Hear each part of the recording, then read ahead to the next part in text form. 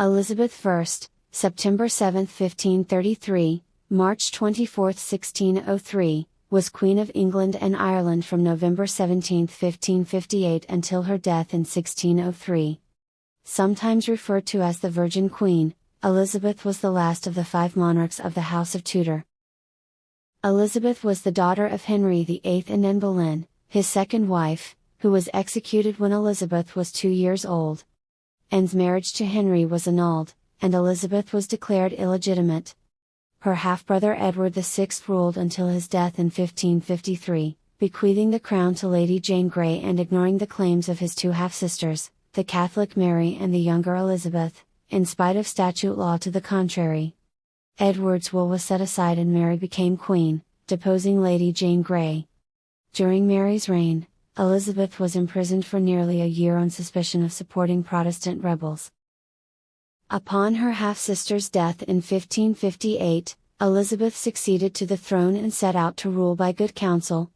She depended heavily on a group of trusted advisors led by William Cecil, whom she created first Baron Burghley. One of her first actions as queen was the establishment of an English Protestant church, of which she became the supreme governor. This Elizabethan religious settlement was to evolve into the Church of England. It was expected that Elizabeth would marry and produce an heir, however, despite numerous courtships, she never did. She was eventually succeeded by her first cousin twice removed, James VI of Scotland. This laid the foundation for the Kingdom of Great Britain. She had earlier been reluctantly responsible for the imprisonment and execution of James's mother, Mary, Queen of Scots. In government, Elizabeth was more moderate than her father and half-siblings had been. One of her mottos was Video et taccio, I see and keep silent. In religion, she was relatively tolerant and avoided systematic persecution. After the Pope declared her illegitimate in 1570 and released her subjects from obedience to her, several conspiracies threatened her life, all of which were defeated with the help of her minister's secret service, run by Francis Walsingham.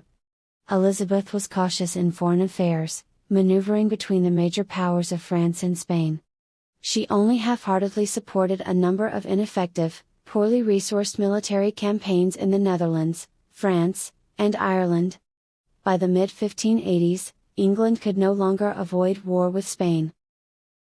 As she grew older, Elizabeth became celebrated for her virginity. A cult of personality grew around her which was celebrated in the portraits, pageants, and literature of the day. Elizabeth's reign became known as the Elizabethan era. The period is famous for the flourishing of English drama, led by playwrights such as William Shakespeare and Christopher Marlowe, and for the prowess of English maritime adventurers such as Francis Drake and Walter Raleigh.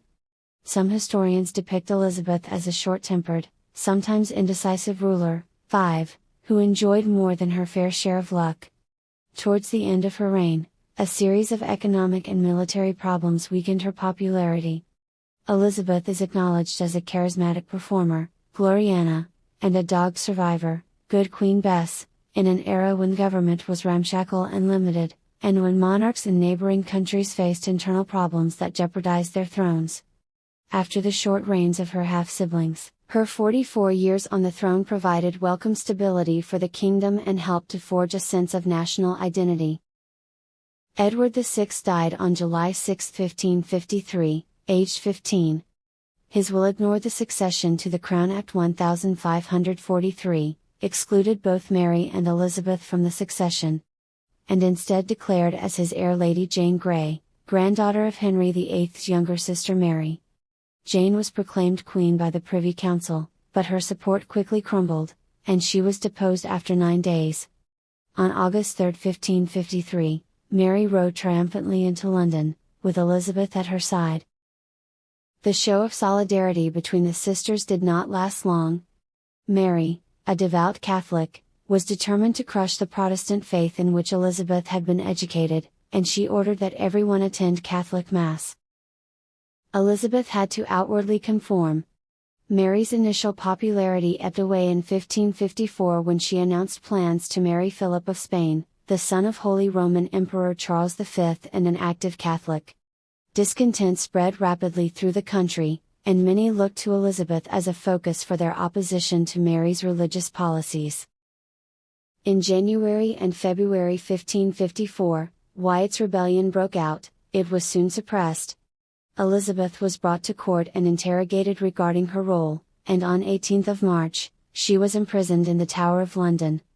Elizabeth fervently protested her innocence. Though it is unlikely that she had plotted with the rebels, some of them were known to have approached her. Mary's closest confidant, Charles V's ambassador Simon Renard, argued that her throne would never be safe while Elizabeth lived, and Lord Chancellor Stephen Gardiner worked to have Elizabeth put on trial. Elizabeth's supporters in the government, including William Paget, 1st Baron Paget, convinced Mary to spare her sister in the absence of hard evidence against her.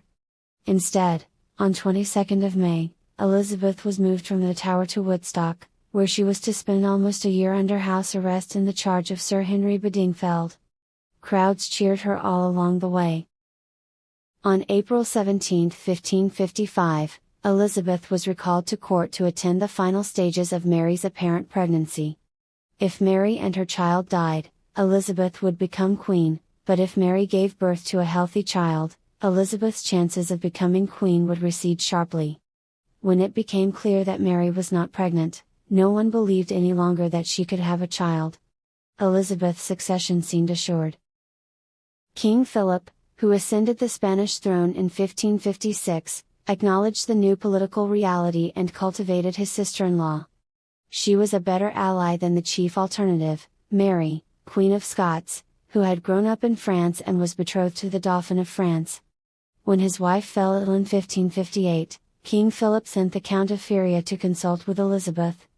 This interview was conducted at Hatfield House, where she had returned to live in October 1555. By October 1558, Elizabeth was already making plans for her government. Mary recognized Elizabeth as her heir on November 6, 1558. And Elizabeth became queen when Mary died on 17th of November. Elizabeth became queen at the age of 25, and declared her intentions to her council and other peers who had come to Hatfield to swear allegiance. The speech contains the first record of her adoption of the medieval political theology of the sovereign's two bodies, the body natural and the body politic. My lords, the law of nature moves me to sorrow for my sister. The burden that has fallen upon me makes me amazed. And yet, considering I am God's creature, ordained to obey His appointment, I will thereto yield, desiring from the bottom of my heart that I may have assistance of His grace to be the minister of His heavenly will in this office now committed to me. And as I am but one body naturally considered, though by His permission a body politic to govern, so shall I desire you all to be assistant to me, that I with my ruling and you with your service may make a good account to Almighty God and leave some comfort to our posterity on earth. I mean to direct all my actions by good advice and counsel. As her triumphal progress wound through the city on the eve of the coronation ceremony, she was welcomed wholeheartedly by the citizens and greeted by orations and pageants, most with a strong Protestant flavor. Elizabeth's open and gracious responses endeared her to the spectators, who were wonderfully ravished. The following day, January 15, 1559, a date chosen by her astrologer John D. Elizabeth was crowned and anointed by Owen Oglethorpe, the Catholic Bishop of Carlisle, in Westminster Abbey. She was then presented for the people's acceptance, amidst a deafening noise of organs, fifes, trumpets, drums, and bells.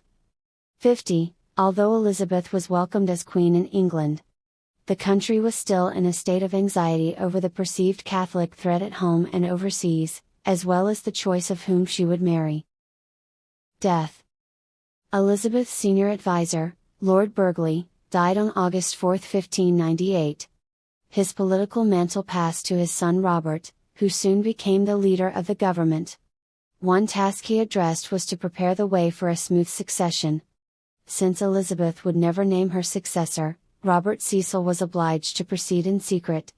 He therefore entered into a coded negotiation with James VI of Scotland, who had a strong but unrecognized claim. Cecil coaxed the impatient James to humor Elizabeth and secure the heart of the highest, to whose sex and quality nothing is so improper as either needless expostulations or overmuch curiosity in her own actions. The advice worked. James's tone delighted Elizabeth, who responded, "So trust I that you will not doubt but that your last letters are so acceptably taken as my thanks cannot be lacking for the same, but yield them to you in grateful sort." 202. In historian J. E. Neal's view, Elizabeth may not have declared her wishes openly to James, but she made them known with unmistakable if veiled phrases. The Queen's health remained fair until the autumn of 1602, when a series of deaths among her friends plunged her into a severe depression. In February 1603, the death of Catherine Carey, Countess of Nottingham, the niece of her cousin and close friend Lady Knollys, came as a particular blow. In March, Elizabeth fell sick and remained in a settled and unremovable melancholy, and sat motionless on a cushion for hours on end. 204. When Robert Cecil told her that she must go to bed, she snapped, "Must is not a word to use to princes, little man." She died on March 24, 1603 at Richmond Palace, between 2 and 3 in the morning. A few hours later, Cecil and the council set their plans in motion and proclaimed James King of England. While it has become normative to record Elizabeth's death as occurring in 1603, following English calendar reform in the 1750s, at the time England observed New Year's Day on 25th of March, commonly known as Lady Day. Thus Elizabeth died on the last day of the year 1602 in the old calendar. The modern convention is to use the old-style calendar for the day and month while using the new-style calendar for the year. Elizabeth's coffin was carried down river at night to Whitehall, on a barge lit with torches. At her funeral on 28th of April, the coffin was taken to Westminster Abbey on a hearse drawn by 4 horses hung with black velvet. In the words of the chronicler John Stowe, Westminster was surcharged with multitudes of all sorts of people in their streets, houses, windows, leads and gutters, that came out to see the obsequy. And when they beheld her statue lying upon the coffin, there was such a general sighing, groaning and weeping as the like hath not been seen or known in the memory of man. Elizabeth was interred in Westminster Abbey, in a tomb shared with her half-sister, Mary I. The Latin inscription on their tomb, Regnio consorts in urna, hic obdurmimus Elizabetha et Maria sorors, ins resurrectionis, translates to consorts in realm and tomb, here we sleep, Elizabeth and Mary, sisters, in hope of resurrection. Thanks for watching HerStory channel. Don't forget to like the video and subscribe our channel.